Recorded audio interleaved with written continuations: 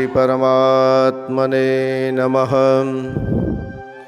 श्रीमद्भगवद्गीता अथ तृतीयोऽध्यायः।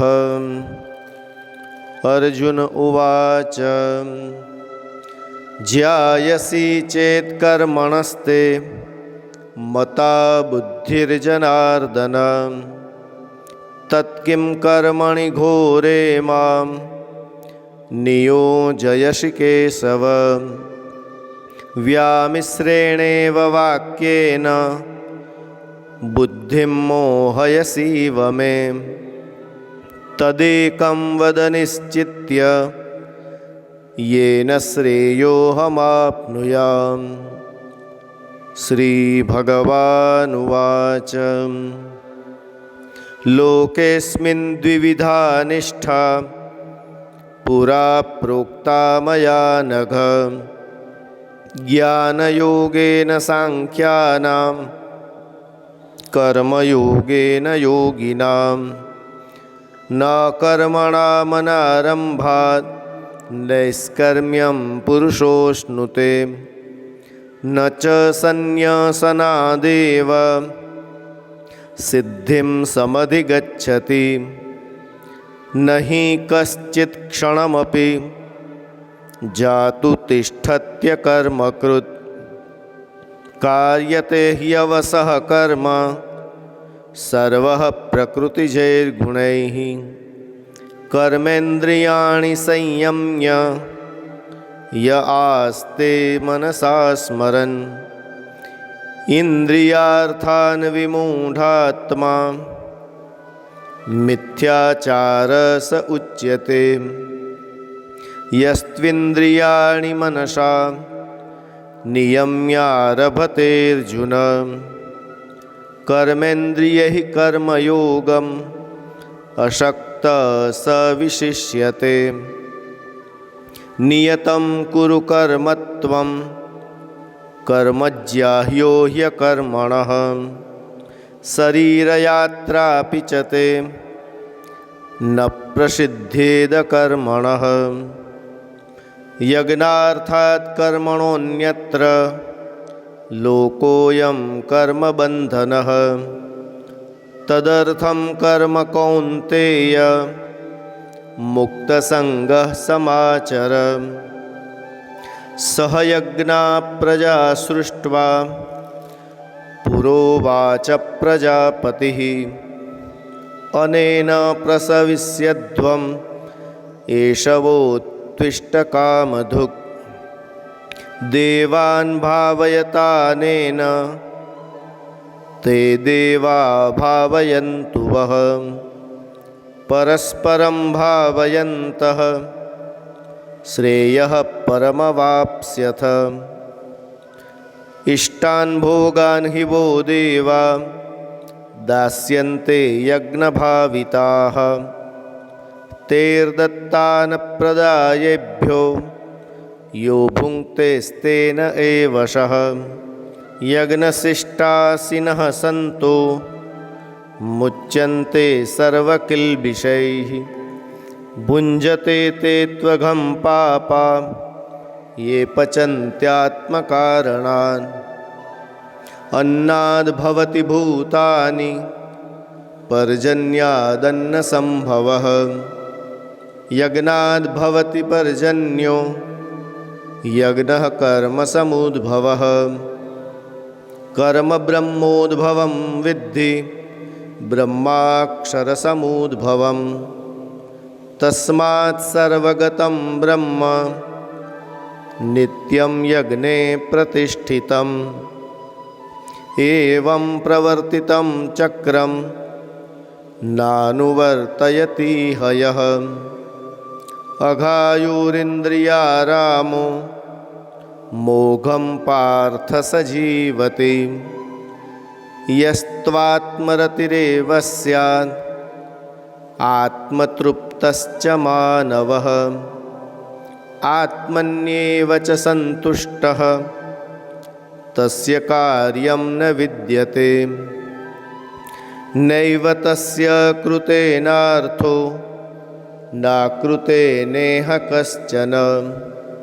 न चास्य सर्वभूतेषु कश्चिदर्थव्यपाश्रयः तस्मादसक्तः सततं कार्यं कर्म समाचर असक्तो हि आचरन् कर्म परमाप्नोति पुरुषः कर्मणैव हि संसिद्धिम् आस्थिता जनकादयः लोकसंग्रहमेवापि सम्पश्यन् कर्तुमर्हसि यद्यदाचरति श्रेष्ठः तत्तदेवेतरो जनः स यत्प्रमाणं कुरुते लोकस्तदनुवर्तते न मे पार्थास्ति कर्तव्यं त्रिषु लोकेषु किंचन नानवाप्तमवाप्तव्यं वर्त एव च कर्मणि यदि अहं न वर्तेयं जातु कर्मण्यतन्द्रितः मम वर्त्मानुवर्तन्ते मनुष्या पार्थ सर्वशः उत्सिदेयुरिमे लोका न कुर्यां कर्म चेदहं शङ्करस्य च कर्तास्यामुपहन्यामि मा प्रजाः सक्ताः कर्मण्यविद्वांसो यथा कुर्वन्ति भारत कुर्याद्विद्वांस्तथा सक्तः चिकीर्षुर्लोकसंग्रहं न बुद्धिभेदं जनयेत् अज्ञानां कर्मसंगिनां जोषयेत् सर्वकर्माणि विद्वान् युक्तः समाचरन् प्रकृतेः क्रियमाणानि गुणैः कर्माणि सर्वशः अहंकार विमूढात्मा कर्ताहमिति मन्यते तत्त्ववित्तु महाबाहो गुणकर्म विभागयोः गुणागुणेषु वर्तन्त इति मत्वा न सज्जते प्रकृतेर्गुणसम्मूढाः सज्जन्ते गुणकर्मसु तान् कृत्स्नविदो मन्दान् कृत्स्नविन्न विचालयेत् मयि सर्वाणि कर्माणि सन्न्यस्याध्यात्मचेतसा निराशीर्निर्ममो भूत्वा युध्यस्व विगतज्वरः ये मे मतमिदं नित्यम् अनुतिष्ठन्ति मानवाः श्रद्धावन्तो न सूयन्तो मुच्यन्ते तेऽपि कर्मभिः ये त्वेदभ्यसूयन्तो नानुतिष्ठन्ति मे मतम् सर्वज्ञानविमूढांस्तान् विद्धि नष्टान चेतसः सदृशं चेष्टते स्वस्याः प्रकृतेर्ज्ञानवानपि प्रकृतिं यान्ति भूतानि निग्रह किं करिष्यति इन्द्रियस्येन्द्रियस्यार्थे रागद्वेषो व्यवस्थितौ तयोर्न वशमागच्छेत् तौ यस्य परिपन्थिनौ श्रेयान् स्वधर्मो विगुणः परधर्मात् स्वनुष्ठितान् स्वधर्मे निधनं श्रेयः परधर्मो भयावह। अर्जुन उवाच अथ केन प्रयुक्तोऽयं पापं चरति पूरुषः अनिच्छन्नपि वार्ष्णेय बलादीव नियोजितः।